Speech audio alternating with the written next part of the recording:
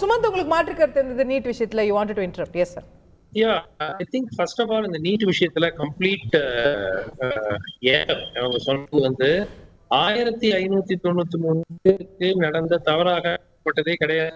1593 பேர் அந்த ரீகவுண்ட் கூடுதலாக மார்க் வழங்கப்பட்டதனால, கிரேஸ் மார்க் வழங்கப்பட்டதனால அவங்களுக்கு ரீடெஸ்ட்னு கொடுத்திருக்காங்க.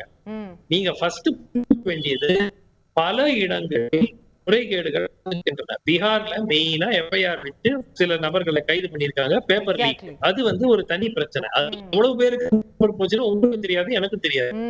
குஜராத்ல ஒரு சென்டர்ல வெளி மாநிலத்திலிருந்தெல்லாம் மக்கள் வந்து 26 பேரோ என்னமோ வந்து வெளி மாநிலத்திலிருந்து வந்து அங்க வந்து அவங்களுக்கு அந்த சென்டர் ஹெட்டும் அந்த நீட் கோஆர்டினேட்டரும் அங்க இன்க்ளூட் பண்ணி அவங்க பிளாங்க் பேப்பரை நாங்க ஃபில் பண்ணிக்கிறோம் சொல்லி விட்டுருக்காங்க. அங்க கைது நடவடிக்கை நடந்திருக்கிறது. ஒரே சென்டர் சிக்ஸால ஒரே சென்டர்ல 7 பேர் வந்து 720 வாங்குறாங்க. நீங்க ஃபர்ஸ்ட் இந்த 1593 பேருக்கு மட்டும் கிரேஸ் மார்க் வழங்கப்பட்டது. அது மட்டும்தான் நடந்த முறைகேடு என்று அல்ல. இது 24 லட்சம் பேருக்கு நேர்மையாக நடத்தப்பட்ட தேர்வு இல்லை. தயவு செய்து புரிஞ்சுக்குங்க. எவ்வளவு பேர் நேர்மையா நடத்தப்பட்டது உங்களுக்கும் தெரியாது, எனக்கும் தெரியாது, அரசுக்கும் தெரியாது, என்டிஏக்கும் தெரியாது. So first of all, இந்த impression that only 1593 people have been affectedங்கிறது முற்றிலும் தவறு. அதுல ஒரு % உண்மை கூட அது கிடையாது. I want to clarify that. ஏன்னா that has been repeated multiple times. இப்போ மறு தேர்வு நடத்துறது மட்டும் தான் தீர்வுன்றீங்களா? எல்லாரையும் கூப்பிட்டு திரும்பி எக்ஸாம் வைக்க முடியுமா? இல்ல, நிச்சயமா. ஒரு முக்கியமான ஒரு மக்களினுடைய இந்த இளைஞர்களுடைய எதிர்காலத்தை நிர்ணயிக்கக்கூடிய ஒரு தேர்வு. கவுன்சிலிங் வந்து ஜூலை 5 or 6 தான் ஆரம்பித்தாங்க. இப்ப இந்த கால அவகாசம் இருக்கிறது. வித்தின் ஒரு 10 days 15 daysக்குள்ள பட் கோர்ட்டே அத ஸ்டே பண்ணல டாக்டர். கோர்ட்டே கவுன்சிலிங் வந்து நடத்த கூடாது ஹியரிங்ல தானே இருக்கு. ஹியரிங்ல தானே கவுன்சிலிங் தொடங்குனா அதுக்கு பிறகு அது ஸ்டே பண்றதுக்கு வாய்ப்பே கிடையாது. நீங்க ஒரு கேண்டிடேட் ஜாயின் பண்ணிட்டாங்கன்னா அவங்க கோர்ஸ்ல இருந்து எடுக்கவே முடியாது. அவங்க அன்லஸ் அவங்க ஃப்ராட் பண்ணிருக்காங்க நீங்க நிரூபிச்சாதான் அது நிரூபிக்கிறது ரொம்ப கடினம். சோ நீட் விவகாரத்தை பொறுத்த வரைக்கும் நிச்சயமாக ஒரு ஏற்கனவே நீட் பிஜி போஸ்ட்போன் ஆயிடுச்சு. எதனால போஸ்ட்போன் ஆச்சு சொன்னாங்களா? இல்ல சொன்னாங்களான்னு கேக்குறேன். சொல்லலையே. பிரிகாஷனரி மெஷர், அது பிரிகாஷனரி மெஷர். ஸ்டூடண்ட்ஸோட இன்ட்ரெஸ்ட் பிரிகாஷனரி எங்கேயாவது நீங்க இந்தியால கேள்விப்பட்டிருக்கீங்களா? பிரிகாஷனரி மெஷரா ஒரு தேர்வு எப்போ பிரிகாஷனரி மெஷர் ஒரு பெரிய வெள்ள இது வரப்போகுது, ஒரு வார்னிங் இருக்கு, இந்த மாதிரி ஏதாவது ஒரு பெரிய நேச்சுரல் டிசாஸ்டர் அப்படின்னா பிரிகாஷனரி மெஷர் நாங்க போஸ்ட்போன் பண்றோம். எங்கேயாவது என்ன காரணம்? பேப்பர் லீக் ஆச்சா? நீட் பிஜி இதே மாதிரி நீட் யூஜியில் நடந்த கூத்துக்கள் எல்லாம் அங்கேயும் நடக்கிறதுக்கான இன்ஃபர்மேஷன் வந்துதான் இது வரைக்கும் சொல்லலையா அவங்க? நிச்சயமா வந்து இந்த என்டிஏ அவர்கள் நடத்தக்கூடிய தேர்வுகள் அண்ட் கம்ப்ளீட்லி டிஸ்கிரெடிட்டட் ஒரு ஃபுல் ரீவாம்ப் இருந்தாதான் மக்களுக்கு நம்பிக்கை. ஓகே, கேப்போம். நான் திரு ஸ்ரீகாந்த் கருணேஷ் அவர்கள்ட்ட கொண்டு போகணும்னு நினைக்கிறேன். இன்னைக்கு முதல் நீங்க ஆட்சி ஏத்து 15 நாளைக்குள்ள ஒரு 10 பிரச்சனையை பட்டியல் போட்டிருக்காரு ராகுல் காந்தி. அப்போ எல்லா பிரச்சனைகளையும் கண்டிப்பா இந்த கூட்டத்தொடர்ல எழுப்ப தயாரா இருக்காங்க. எல்லாத்துக்கும் பதில் இருக்கா? அதாவது நம்ம பேசுங்கிறதுக்கு முன்னாடி காங்கிரஸ் கட்சிக்கு ஒரே ஒரு விஷயத்தை தெளிவுபடுத்த விரும்புகிறேன். நான் 5ஆம் கிளாஸ் பாஸ் ஆகிட்டேன், நீங்கள் வந்து காலேஜில் இருந்து ஒரு பேப்பர் அரியர்ஸ் வச்சிருக்கீங்க அப்படிங்கிற மாதிரி அவங்க ஒரு இதை மறந்துட்டாங்க. 10 ஆண்டு காலம் நீங்கள் வேண்டான்னு ஒதுக்கி வச்சிருந்த மக்கள் உங்களுக்கு 99 இடம் கொடுத்து இன்னும் ஒதுக்கி தான் வச்சிருக்காங்க. 10 ஆண்டு காலம் ஆன்டி இன்கம்பன்சி இருக்குன்னு சொல்றாங்க. இல்ல 240 சீட்டு கொடுத்து எங்களை மறுபடியும் ஆட்சி அமைக்க உரிமை கொடுத்திருக்கிறார்கள். அதனால இது வந்து மோடி அவர்களுக்கு மக்கள் மீண்டும் கிளியர் மேண்டேட்ல வந்திருக்காரு. எங்க கூட்டணிக்கு முழு மெஜாரிட்டி இருக்கிறது. என்ன இல்ல இல்ல மன்னிக்கணும், 99 சகோதரர்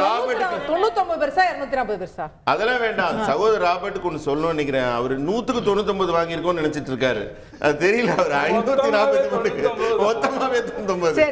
அதனால அந்த 99 பேரையும் உங்களை கேள்வி கேட்க தான் அனுப்பியிருக்காங்க. கண்டிப்பாக நான் ஒரே ஒரு விஷயம் சொல்றேன்.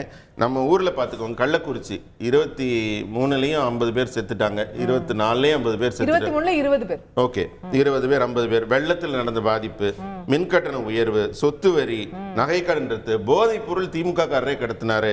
அதுக்கப்புறம் நிறைய சொல்லிட்டே போலாம், எனக்கு நேரம் ஆயிடும். அதனால ஒன்னு நகை கடன் ரத்து, மகளிர் உரிமை தொகை, இது எல்லாத்துலயுமே முதல்வர் ஏதாவது வாய திறந்தாரா, பதில் சொன்னாரா? இவர் சொல்றாரு ஒரே ஒரு முதல்வர் கள்ளச்சாராய மேட்டர்ல அசெம்பிளில கிளம்பி போயிட்டாங்களா, கள்ளச்சாராயத்துக்கு போயிட்டாரா, உடனடியா கிளம்பி போயிட்டாரா, உடனடியா பதில் சொன்னாரா, என்ன பொறுப்பேற்றாங்க? இல்ல நான் என்ன கேட்கிறேன், காங்கிரஸ் என்ன ரியாக்ட் பண்ணுது? பீட்டர் அல்போன்ஸ் பேசுறாரு, வலிமை மிக்க வல்லமை மிக்க இந்த முதல்வர் அவர்களை தர்ம சங்கடப்படுத்த வேண்டும் என்பதற்காக யாரோ ஒருவர் செய்த சதியாக இருக்குமோ என்று நான் நினைத்துக் கொண்டிருக்கும் வேளையிலே அப்படின்னு. இது என்னங்க எதிர்க்கட்சி? அவங்க எதிர்க்கட்சியா செயல்பட தெரியாது. அவங்க எதிர்க்கட்சி இல்லங்க, நீங்க தாங்க எதிர்க்கட்சி. இல்லைங்க, தமிழ்நாட்டுல இல்ல. கூட்டணியில இந்த உதாரணத்தை சொல்றேன், இந்த உதாரணத்துக்கு சொல்றேன். அவங்களுக்கு எப்பயுமே அதனாலதான் அந்த கட்சி தமிழ்நாட்டுல இவ்வளவு சிறப்பாக செயல்படுகிறது. நீங்க யோசிச்சு பாருங்க, ஆட்சியில் இருந்தவங்க இனிமே கனவு கூட காண முடியுமா?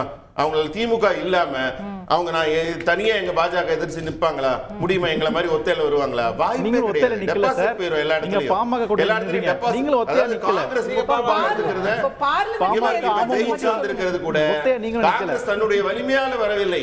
அங்கங்க இருக்கிற பாவம் மாநில கட்சிகள் போட்ட உதவினால வந்திருக்கிறாங்க.